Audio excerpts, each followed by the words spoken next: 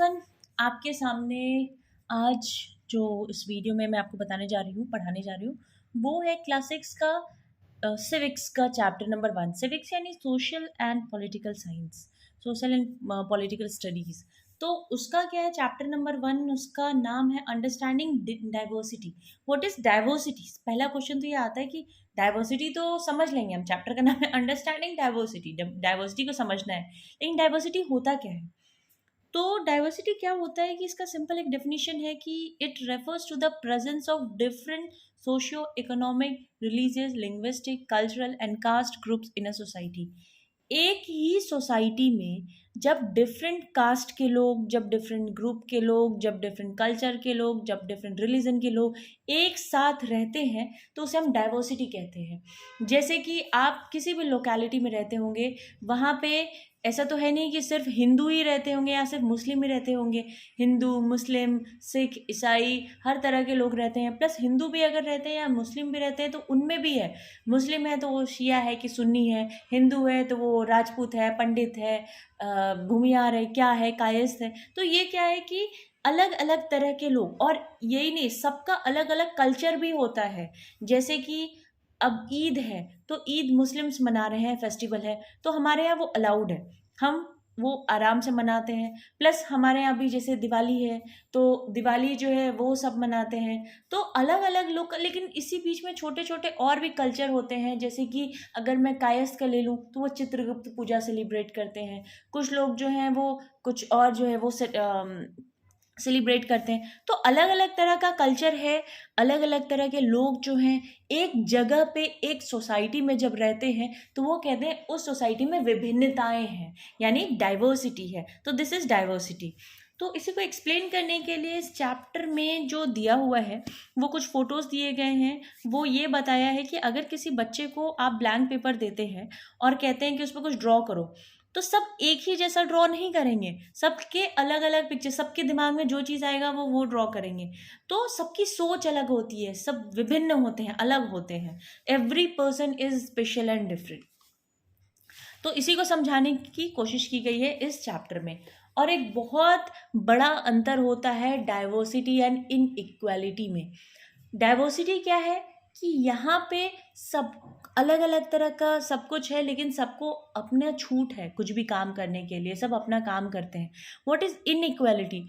Inequality मतलब ये है कि आपको अपॉर्चुनिटी ही नहीं मिल रही है, इक्वल अपॉर्चुनिटी नहीं मिल रही है।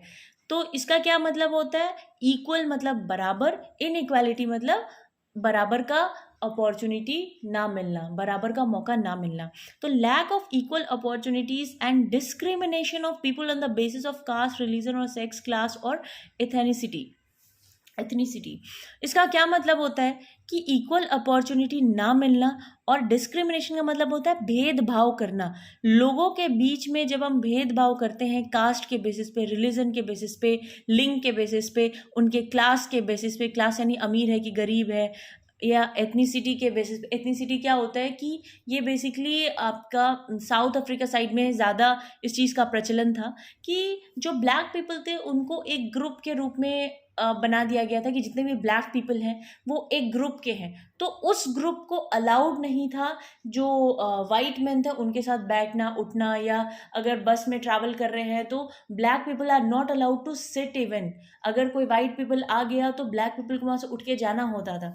तो ये सारी चीज़ें जो है, this is in equality. Everyone is human, सब इंसान है, लेकिन यहाँ पे सबको बराबर रिस्पेक्ट नहीं मिल रहा है। सेम गोज विद, अगर लिंग के बेसिस पे देखा जाए तो लड़की अगर है तो मैक्सिमम जो है हम बात ज़रूर करते हैं कि मिलना चाहिए, इक्वल अपॉर्चुनिटी मिलना चाहिए, सब बराबर है, लेकिन बराबर नहीं होते हैं। इसलिए बराबर नहीं माने जाते हैं क्योंकि लड़की है, शादी होगी तो अपने ससुराल जाएगी, फिर शी इज़ बाउंड कि वो यही चीज़ करे, ऐसे करे, वैसे करे। या बहुत सारी लड़कियां गांव में पढ़ने के लिए भी अलाउड नहीं है कि उन्हें पढ़ाया जाए, कॉलेज जाने के लिए अलाउड नहीं है, ऐसे ही करो काम।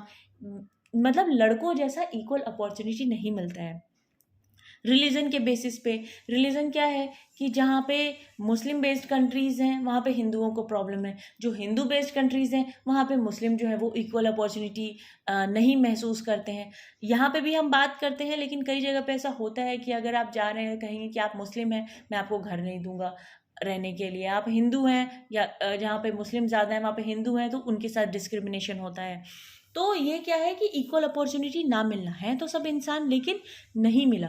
तो ये बहुत बड़ा फ़र्क है डाइवर्सिटी और इनइक्वालिटी। मतलब डाइवर्सिटी यानी कि हर तरह के लोग एक सोसाइटी में होना, इनइक्वालिटी मतलब उसी सोसाइटी में किसी को ज़्यादा चांस मिलना, किसी को कम चांस मिलना, वो हो गया इनइक्वालिटी। अब इस डाइवर्सिटी का रीज़न क्या है? क्या रीज़न है कि हमारा जो कंट्री है सबसे ज़्यादा डाइवर्स है। इंडिया जो है वो सबसे ज़्यादा डाइवर्सिटी वाला कंट्री है। तो उसके रीजंस हैं। एक तो इसका geographical location. What is geographical location? अगर हम इंडिया को देखेंगे, इंडिया के मैप को अगर हम देखते हैं, यहाँ पे क्या है कि ऊपर में जितना भी एरिया है वो हिमालयाज से घिरा हुआ है। मतलब ऊपर के एरियाज जो हैं वो पहाड़ी इलाकों में आते हैं। इधर में राजस्थान साइड में अगर हम देखेंगे तो इधर में ज़्यादातर रेगिस्तान है। नॉर्थ ईस्ट जो है बारिश ज़्यादा होती है, प्लस थोड़ा पहाड़ी इलाका है। और अगर हम नीचे जाएंगे, बीच में क्या है, बीच में प्लेन्स हैं और थोड़े मोड़े डिसकंटिन्यूअस आपके हिल्स भी अवेलेबल हैं, बट मोस्टली प्लेन एरियाज़ हैं। और अगर हम नीचे की बात करते हैं साउथ साइड की, तो साउथ साइड में हम देखेंगे कि इस साइड में अरबियन सी है, इस साइड में बे ऑफ बंगाल है। यानी ये पूरी तरीके से समुद्र से घिरा हुआ है, चारों ओर से ओशन से घिरा हुआ है। तो क्योंकि आगे में जाके इंडियन ओशन होता है, क्योंकि बे ऑफ बंगाल और अरबियन सी मिलके इंडियन ओशन का फॉर्मेशन करते हैं। यानी जब समुद्र मिलते हैं तो वो ओशन का फॉर्मेशन करते हैं। तो क्या है कि जो इस इलाके में रहते हैं, ज्योग्राफिकल लोकेशन मतलब क्या हुआ, इंडिया के जो साउथ में रहते हैं वो ऑब्वियसली जो उनके पास रिसोर्सेज अवेलेबल हैं वह उससे काम करेंगे। अब इनके पास क्या रिसोर्सेज अवेलेबल है, समुद्र है, तो फिशिंग इनका मेन ऑक्यूपेशन होता है। और यहाँ पे गर्मियाँ ज़्यादा पड़ती हैं तो उस हिसाब के लोग कपड़े बनाते हैं, और फिशिंग है, वहाँ पे समुद्र अवेलेबल है तो फिशिंग करते हैं, वो उनका मेन जो है काम हो गया। तो क्लाइमेटिक कंडीशंस अलग हैं, उस हिसाब से वो लोग लाई करते हैं। प्लेन्स में क्या है, डिफरेंट तरीके का लोग क्या करते हैं कि रहेंगे तो उस तरीके का कल्चर, उस तरीके की चीज़ें करते हैं। फिर अगर हम बात करें ऊपर पहाड़ी इलाके पे, तो जैसे ये लेह यहाँ लिखा है, कश्मीर है, यहाँ पे क्या हम जानते हैं कि शॉल वगैरह बहुत ज़्यादा फेमस होता है। क्यों होता है? क्योंकि यहाँ के लोग का मेन जो पालन होता है वो भेड़ ज़्यादा पालते हैं, वहाँ से वो वुल निकालते हैं, क्योंकि ये यहाँ पे ठंड हमेशा रहती है, ज़्यादा रहती है। तो उनका मेन ऑक्यूपेशन क्या हो गया कि ज़्यादातर वो शॉल वगैरह, वुल वगैरह ये सारी चीज़ें बेचते हैं। और जानवर कैसा पालते हैं, शीप वगैरह पालते हैं। अगर हम राजस्थान साइड की बात करें तो कैमल ज़्यादा पालते हैं, और राजस्थानी टाइप के, जैसे हम नाम ही जानते हैं राजस्थानी ड्रेस, राजस्थानी मतलब उधर में कैक्टस ज़्यादा होते हैं, तो उधर का क्लाइमेट कंडीशन अलग होता है। तो हर जगह का अपना अलग ज्योग्राफिकल लोकेशन है, जिसकी वजह से डाइवर्सिटी है। जो जहाँ रहता है उसी हिसाब से वो अपना कल्चर बना लेता है। अब दूसरी चीज़ आती है यहाँ पे, कल्चरल बिलीव्स। लोग क्या मानते हैं, हर इंसान अलग अलग चीज़ मानता है, तो उस हिसाब से, उस वजह से भी डाइवर्सिटी है। और इतनी डाइवर्सिटी इसलिए है क्योंकि हमारा इंडियन कॉन्स्टिट्यूशन ये राइट देता है कि हर तरह का सोच जो है अलाउड है हमारे यहाँ, अनटिल एंड अनलेस वो हमारे देश के खिलाफ ना हो या उससे किसी का नुकसान ना हो। फिर पॉलिटिकल फिलॉसफीज़ और आइडियोलॉजीज सबके अलग अलग होते हैं।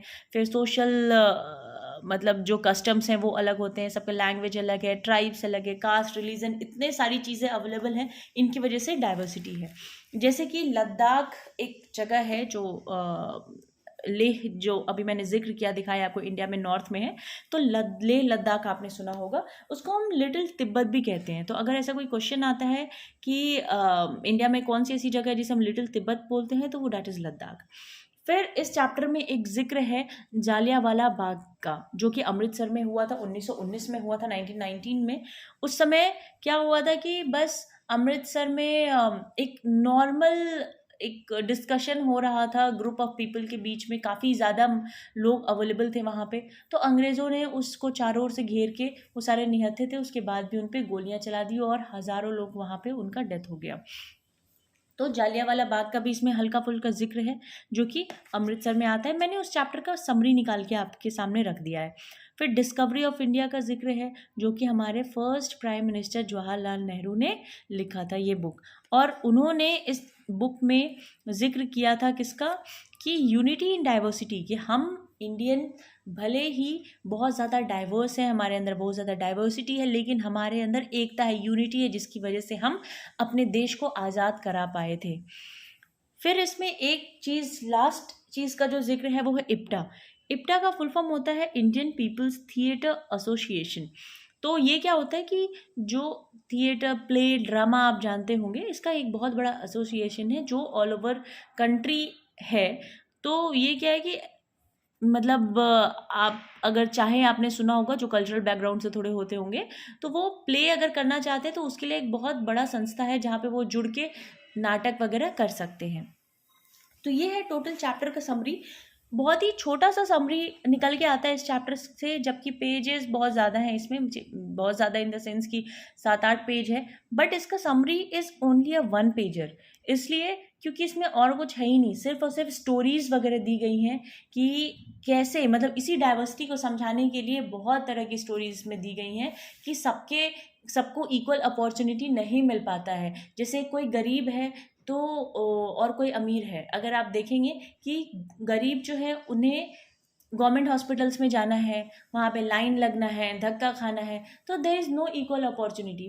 प्लस हमारे यहाँ जो काम करने आते हैं, सपोज मेड आ रहे हैं, तो क्या उनके साथ वही ट्रीटमेंट होता है जो हम नॉर्मल कोई और आ रहा है हमारे घर उनको देते हैं? तो ऐसा हम नहीं कर पाते हैं। ये क्यों नहीं कर पाते हैं? क्योंकि कहीं ना कहीं हमारे दिल में वो रिस्पेक्ट नहीं है। उनका भी तो काम ही है, लेकिन उनके काम को वो रिस्पेक्ट नहीं मिल पाता है जो कोई ऑफिस में जाके काम करता है उसको मिलता है। प्लस सिर्फ मेड ही नहीं, जो हमारे यहाँ इवन जो टॉयलेट क्लीनर आते हैं, अगर उनकी बात करें तो आप तो चाहते भी नहीं कि उनसे टच भी हो जाए। तो अभी भी ये जो अनटचेबिलिटी है ये अभी भी हमारे सोसाइटी में मौजूद है, भले ही हम कितना भी बोले कि नहीं हम सबको इक्वल ट्रीट करते हैं उसके बाद भी। तो यहाँ पे कंप्लीट होता है हमारा ये चैप्टर अंडरस्टैंडिंग डाइवर्सिटी। तो डाइवर्सिटी के साथ साथ हमने अनइक्वालिटी भी समझा, डाइवर्सिटी के रीज़न समझे।